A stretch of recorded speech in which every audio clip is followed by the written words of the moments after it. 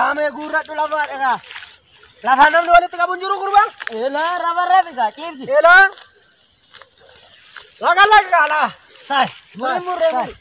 Sai. Ana lela. Tagata ke gala. Sanyi ko. Ah. Puri gala.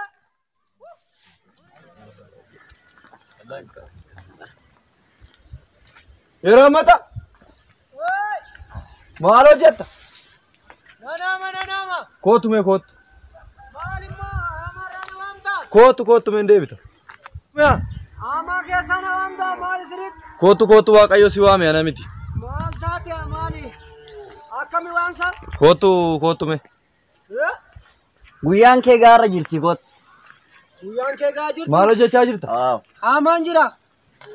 Aamuun beessa. Amaan jira maartu badere. Maqaa waaqaatiin aamuun namatti tola. Jirta miti. Nagaa jirtu. Mee kotta siiqmee waa'ee waaqayyo waa xiqqoo sitti himuu barbaada. Hamaadha hore. Maarree sitti mee deemta xiqqoo ammala. Mee dafaa kanan jarjara. Ilma waaqayyoo isa jiraata. Jeesusee fudhachuu qabdaati. Akkana. Amanuu qabda waaqayyotti. Mee galee mari'adda wayyuree amaarran jira gaam. Kun mariin barbaachisu. Maatii yoo. Maatii maaliin mari'atta waaqayyotti amanuu? Jechuun fooni soggaa fudhannu mana warra qeefaan mari'addeetuman fuudha. Buna sennaa dhugnu ollaa mari'annee dhaqna kana caalammoo isumaaf ani ka. Dhalaa gurbaan nanaatiin dogoggoriin kun sagalee waaqayyooti. Ati ilma waaqayyoo isa Jeesusee isa bara baraan jiraata. Hojiin hojjedhaan hin qabatin. Hafuura hamaa sirra jira.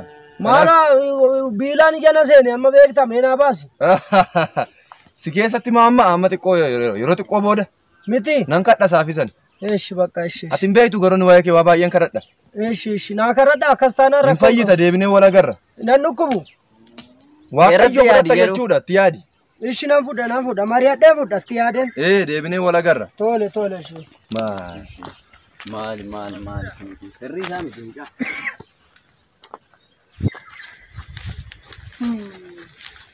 Gana waaqayyo fudhattadha talbaanuun galle qeetti.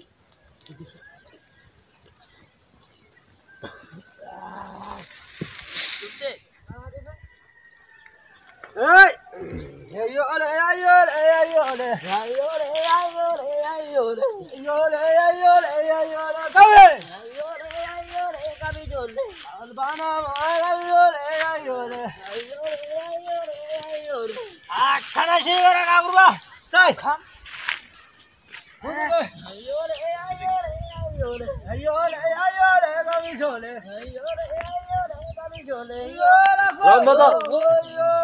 Rabata.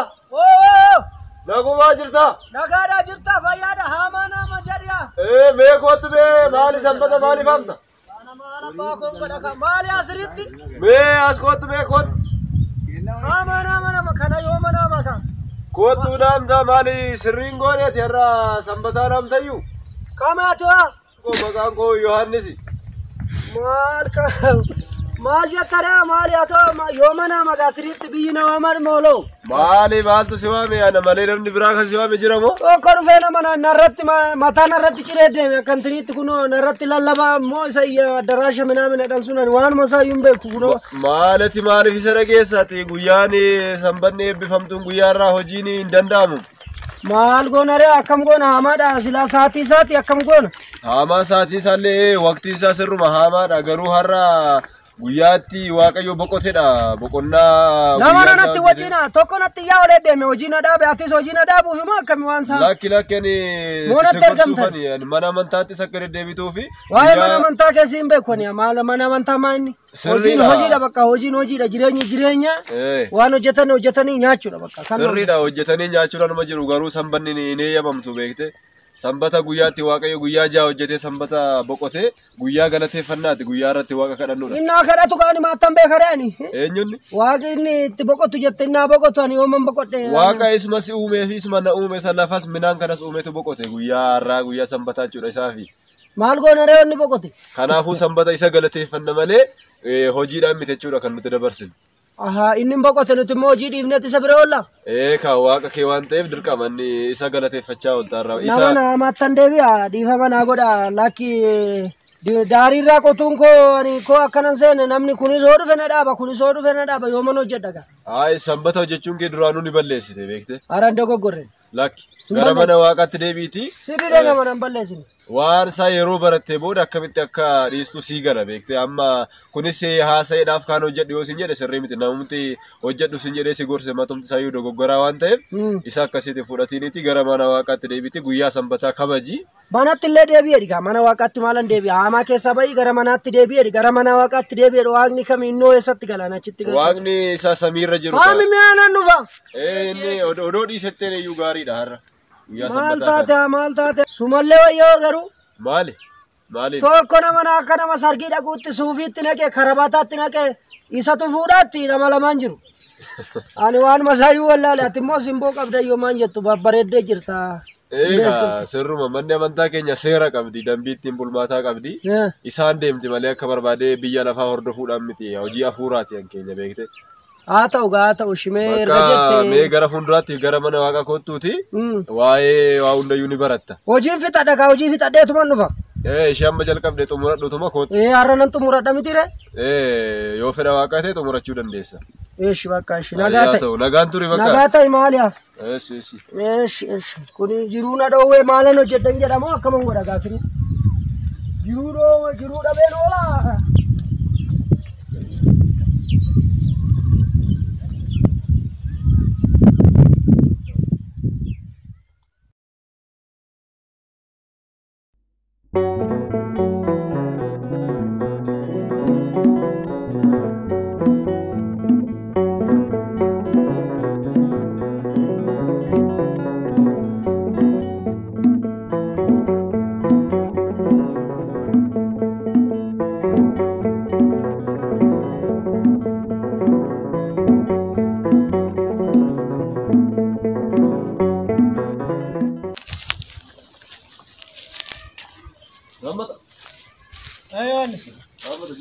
Akkam jirta?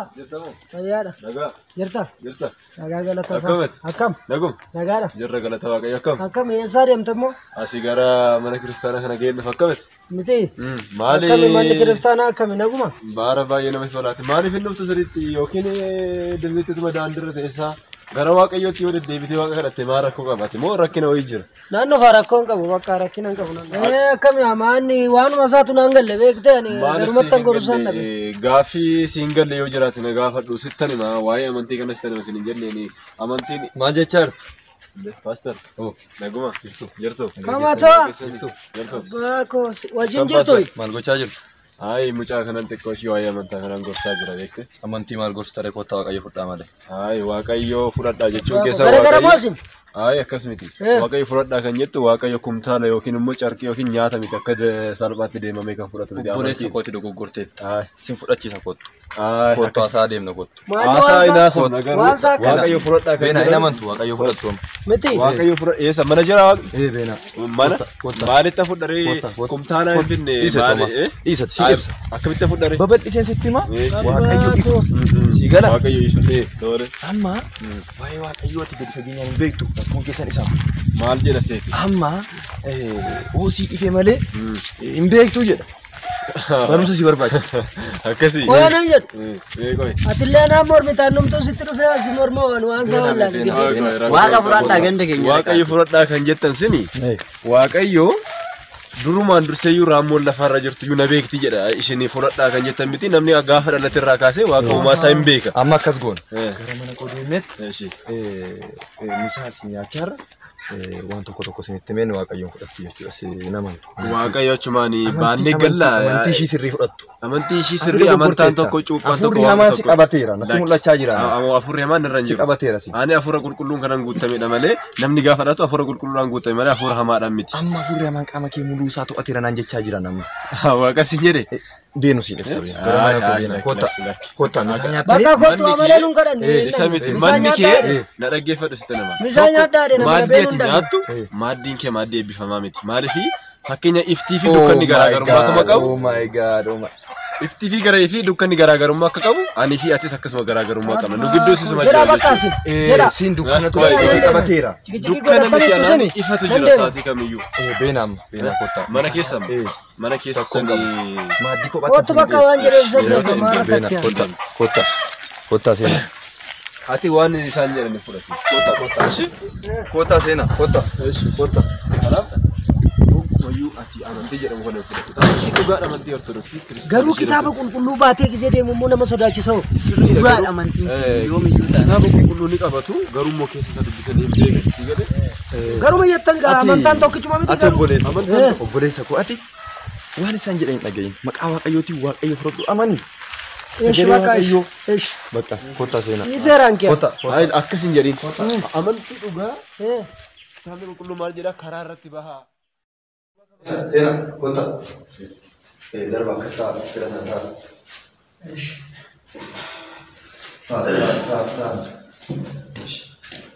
Amma maqaa waaqayyootiin mana eebbifamaa seentanii jirtu.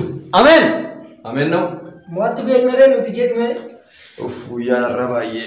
Guyyaan iskii maqaa waaqaatiin bishaan naaf hidhime. Ameen. Amantiin keenya keessummaa jaalata.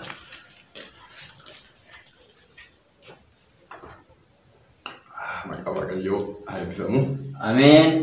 Egaa yaa ilmaan waaqayyoo isin waaqayyoo wallaaltan malee isin ilmaan waaqayyooti. Naannoftanii booda gara waaqa keessanitti deemuun keessan hin hafu. Isin garuu kanan beektan.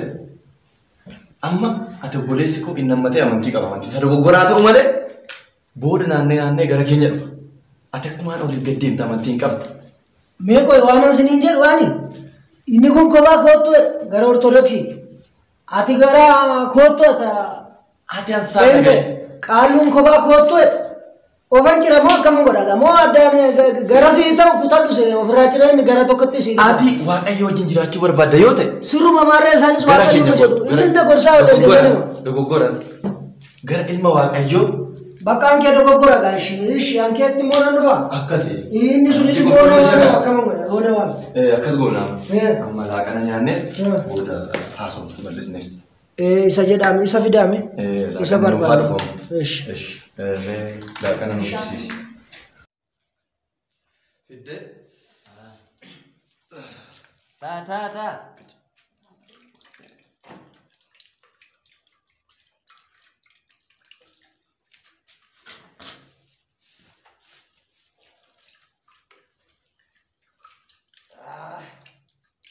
Nyaataaf nu waamtani yaa. Ta.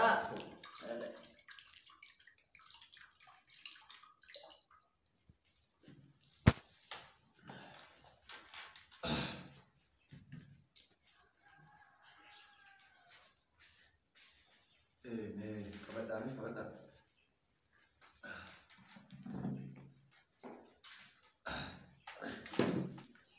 maqaa abbaa kana namaa kana barbaadu sirna waaqayyo kan yaa waaqayyo mootummaa fi hojii kan hojjetis waliin dubbii keenyaa fi sirnaaf jabeenya kan ta'u nuuf taasise warra dhabanii seebba fi dhaadhuuf barabaraan ameen. Inni amantii qaba bifateera. Ati immoo amantii hin qabdu keessa dan immoo Nyaanna kan nuti akkanumatti. nan eebbisa. Biyya keenyaaf foon keenya faana tokko nuuf haa ta'u. Ameen. Maqaa waaqayyootiin haa eebbifamu. Ameen. Keessummaan mana kana dhufee haa eebbifamu. Ameen. Waaqayyoon amanee haa galu. Ameen. Waaqayyootis gara isaaniitti deebi'u. Ameen. Laphee isaanii baniif. Ameen. Ameen. Hallelujah.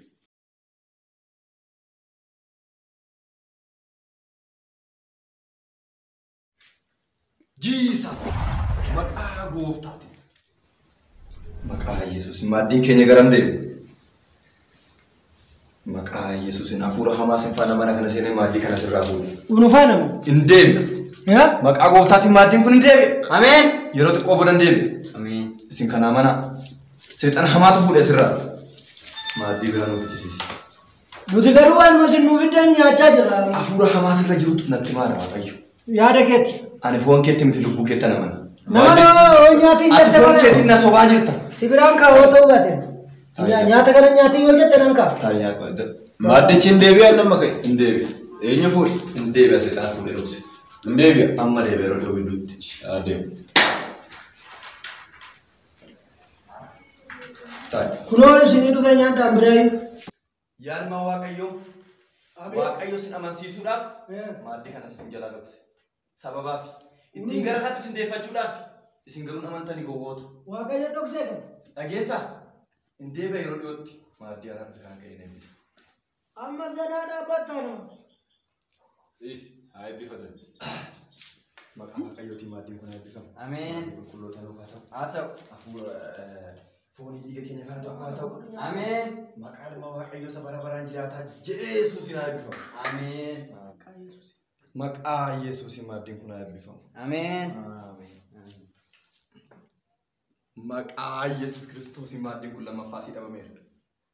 Hafuura hamaatu isin fuulduraa dhokse lamaan keessan barsiisuudhaaf. Nama na nyaadhu kan hin baane. Isin nama lama waan taataniif maaddii lama si dhabame. Deebi'ee dhufa lamaansa. Lama kunoo Barsiisuudhaan bane. Lamaansa. Lama dhabame miti. Lamaansa. Lama dhabame miti. Oolu lachaan saayu. Lachaan isaan deebi. Maanutti taphata. Maaddiin haalaan nuuf haa dhufu ammas. Waaqayyo jechaa jira waan ta'eef. Ammas maaddii biraamu.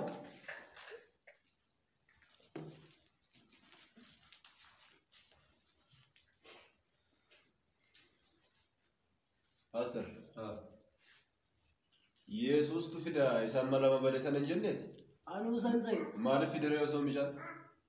Dhageessaa. Waaqayyoon eeyyamne har'a. Maal? Dabarseera waaqayyo yeroo qaba. Yeroo isaa malee waa tokko hin godhu waaqayyoon muddamu. Yeroo biraa Isin galtan biyyaa ijaasaati. maatii amma keessan yeroo biraa fi sii fidee dhufachuudha. Waaqayyo waa billichi natti godheera. Har'aan eeyyamamne naan jedheera. Akka kenna irraa qabyaa. Ati na dhaggeeffadhu. Siin hafuura hamaa si keessaa danfaa jira. Adii kanarra deebinee eebbifanna. Ammallee obaattatti akka dhatte sii wayyi. Waaqayyotu natti mul'ise amma daqiiqaa muraasa gidduutti. Qabadhuutii eebbisinaan jedhe. Seexana fudhatanii miti. Maaddiin kun eebbifamu. Ameen. Maaddii qulqullootaa nuuf haa ta'u. Ameen. Hafuura hamaatti deebiinu jedhu kanas haa balleessu. Haa balleessu. Keessummoota kana immoo gara isaatti deebisee si haa gashu. Haa gashu. Maaddii eebbifamaa nuuf haa ta'u. Ameen. Foon keenyaaf dhiiga keenya faana tokko nuuf haa taasisu. Ameen. Ameen. Ameen. Jeesuusin eebbifameera. Ameen.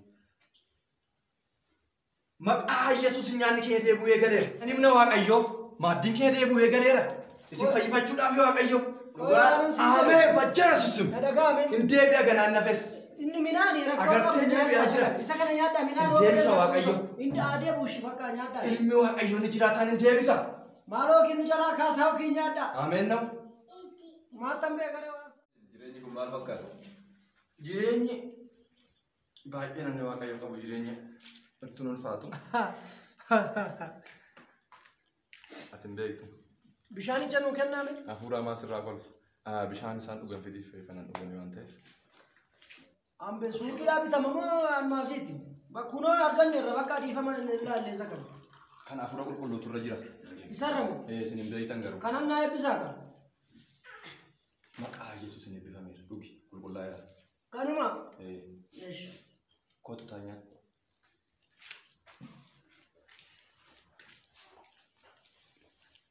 Lafaa nyaadhaa nu gashaanaan galla canna kan ta'e. Jedha nyaadhaa.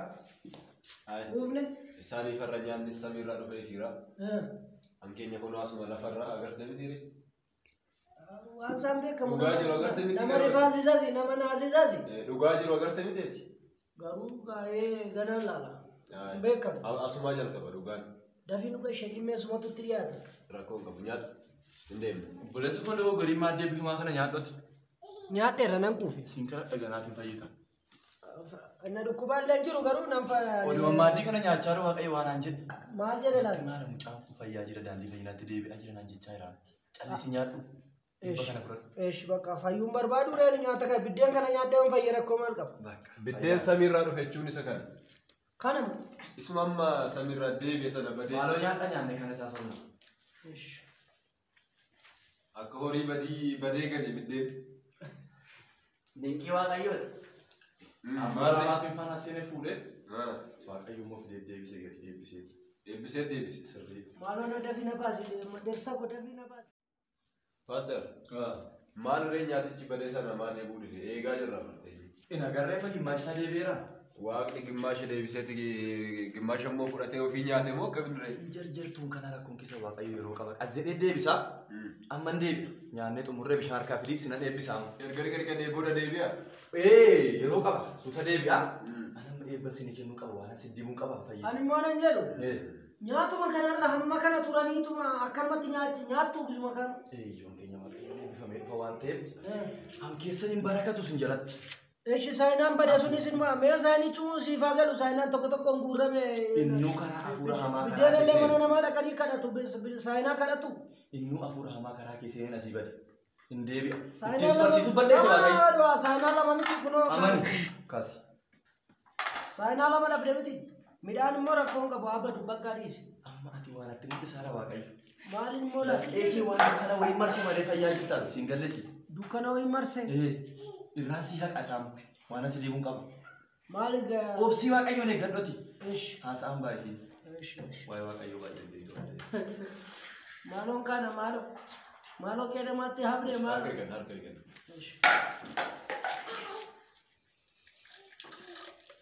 Nyaanni akkam ture? Bareeda. Bareedaadha. Yeroo kadhamu bareedaadha namni waaqa qabu nyaata bareedaa nyaata. Dhugaadha. Yoo kolfee inni iswaani. Nama garramtu. Hafuura hamaa sirraa kolfa. Ta'a. Gara mana waaqa ta'a.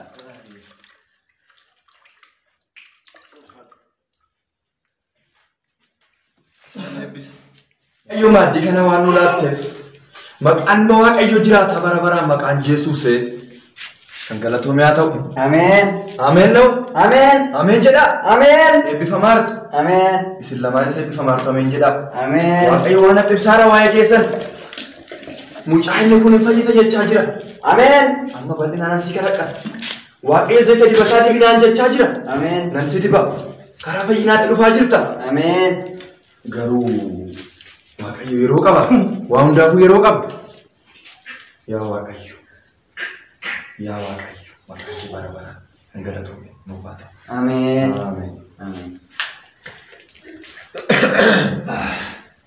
Xumurtanii? Xumurreera.